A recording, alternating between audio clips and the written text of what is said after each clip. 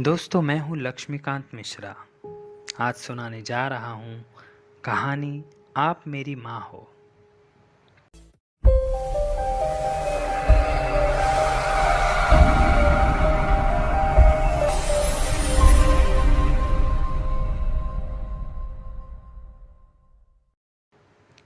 कहानी की शुरुआत होती है कि आलोक की मृत्यु के बाद अंजलि ने यह निर्णय लिया था कि वो कभी विवाह नहीं करेगी। पति की यादों के सहारे ही जीवन बिता लेगी। पर अंजलि के माता पिता ने ये होने नहीं दिया। कोई भी माँ बाप जीते जी बेटी का दुखमय जीवन नहीं देख सकते। माँ ने अंजलि को समझाया, देखो बेटी, उस हादसे को 10 साल हो गए हैं। तुम्हारी ये हालत हम नहीं देख सकते।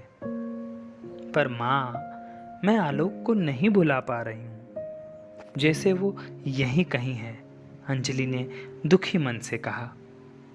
माँ ने फिर समझाया, अंजलि बेटी, जीवन में कभी कभी ऐसा वक्त आ जाता है जब इंसान को अपने परिवार की बात माननी पड़ती है। काश उस कार दुर्घटना में आलोक बच जाता, काश ऐसा हो जाता। पिताजी ने समझाया, बेटी, हमारे पास भी ज्यादा वक्त नहीं है। हमारा भरोसा ही क्या है अब।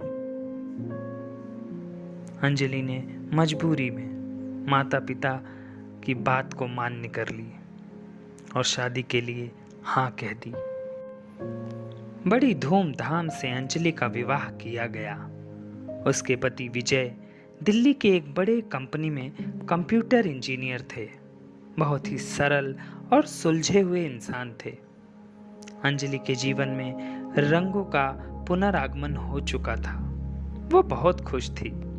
रोज सुबह नाश्ता चाय के बाद टिफिन बनाकर विजय को दे देती। वो काम पर चले जाते।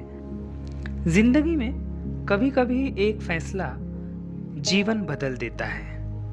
यही कारण था कि अब अंजलि बहुत खुश थी। एक शाम के वक्त वो सब्जी खरीदने बाजार चली गई। बैंगन का भरता जो बनाना था आज विजय के लिए, बहुत पसंद है उसे। यही मन में विचार बार बार घूम रहा था। सब्जी की दुकान पर उसने आलू, बैंगन, टमाटर सब खरीद लिए थे कि अचानक एक बच्चे ने अंजलि का हाथ पकड़ लिया। आप मेरी माँ हो। उस बच्चे ने फिर दोहराया, आप मेरी माँ हो। अंजलि जैसे चौंक गई। उसने देखा कि एक 10 साल का लड़का, सुंदर सी आंखें हैं उसकी, गोल चेहरा, बड़े प्यार से कह रहा था, आप मेरी माँ हो। कौन हो आप? अंजलि ने पूछा। वो बच्चा मुस्कुराता हुआ सिर्फ अंजलि को देखता जा रहा है। अंजलि ने फिर कहा, देखो, मैं तुम्हारी माँ नहीं हूँ। क्या तुम रास्ता भटक गए हो? क्या आपकी माँ यहीं बाजार में है? अंजलि ने भाजी वाले को देखा, अगल बगल में देखा। सब लोग अपने काम में व्यस्त थे। तुम्हारा नाम क्या है? बोलो। आपकी माँ कहाँ है? अंजलि ने फिर पूछा। आप मेरी माँ हो।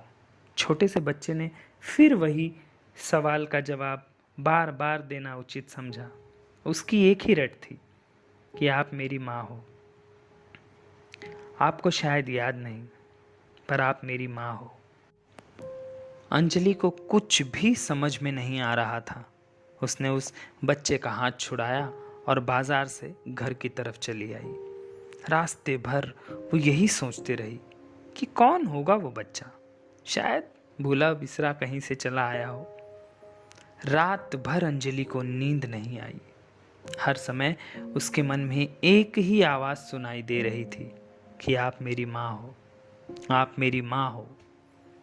खैर, किसी तरह रात गुजरी। दूसरे दिन शाम के वक्त वो बाजार जाने के लिए तैयार हो गई थी। कुछ सामान नहीं लेना था, पर जिज्ञासा थी, कहीं कुछ डर भी था। बाजार पहुंचकर उसने चारों तरफ नजरें दौड़ाई। उसे वो बच्चा कहीं नजर नहीं आ रहा था, दिखाई ही नहीं दे रहा था। अंजलि फिर उसी लड़के की तलाश में यहां वहां घूम रही थी। अचानक उस लड़के ने अंजलि का फिर हाथ पकड़ लिया और पूछा, आप मुझे ही ढूंढ रही हैं ना? मुझे पता है, क्योंकि आप मेरी माँ हो। अंजलि ने उसे ध्यान से देखा और बाजार के एक बेंच पर ले जाकर बिठा दिया और पूछने लगी, पहले ये बताओ कि तुम रहते कहाँ हो और तुम्हारा नाम क्या है?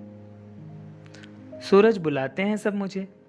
बाजार के उस तरफ वो अनाथालय है ना, उसी में रहता हूँ, कमरा नंबर 16 में, बच्चे ने बहुत ही मासूमियत से कहा। अंजलि उसके चेहरे को लगातार देखती जा रही थी। एक चमक थी उसके चेहरे पे। सूरज, तुम बहुत अच्छे बच्चे हो, पर ऐसे बाहर मत घूमा करो, अंजलि ने समझाया। मैं तुमसे मिलने जरूर आऊंगी। तुम अब अपने हॉस्टल में जाओ, मैं कल जरूर आऊंगी। लेकिन माँ, मुझे वहां अच्छा नहीं लगता, मेरा दम घुटता है, मैं तो आपके पास ही रहूंगा। लेकिन अंजलि ने उसको समझाया और कल हॉस्टल में मिलने का वादा करके वो घर चली गई। तो दोस्तों, इस तरह से कहानी का पहला भाग पूर्ण होता है। हम अपने अगले पार्ट में इस कहानी को पूरा करेंगे। तब तक सुनते रहिए मेरी कहानी। ध्यान है तो ज्ञान है, फिर आदमी महान है। धन्यवाद।